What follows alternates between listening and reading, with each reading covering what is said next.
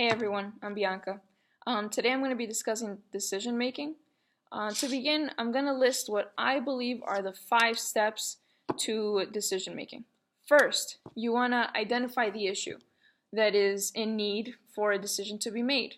What's happening? What's going on that I need to make a decision for? Second, you want to gather the information regarding this issue and ask yourself, is this information reliable? Where is it coming from? Because you want to make the best decision possible, you want to make sure you're getting the most reliable information to work off of. Third, determine who and how many will be affected by this decision. Will my decision just affect me, one teacher, one department, my entire staff? Who? So you want to determine how many people will be affected by it.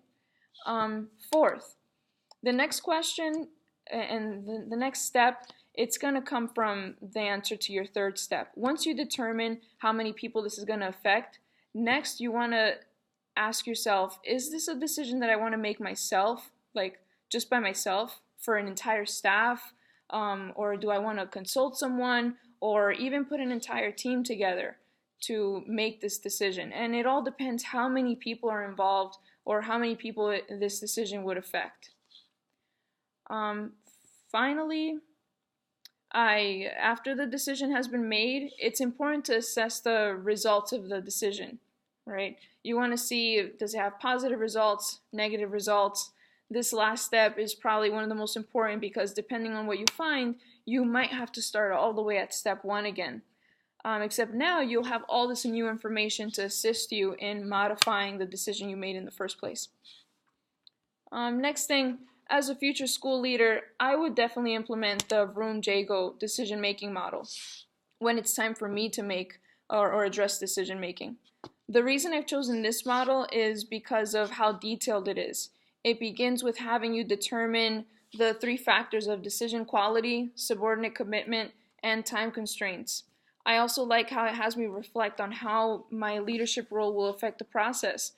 Will I choose an autocratic leadership style, consultative, or collaborative?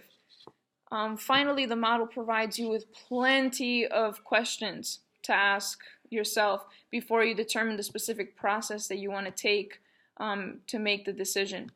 So again, Vroom-Jago is definitely the best one for me. It provides me with plenty of steps to ensure that I'm making the most educated and ethical decision, not only for myself, but for anyone who my decision would affect. And the only question I have on decision making still, specifically on the Vroom-Jago model, is might it be too specific?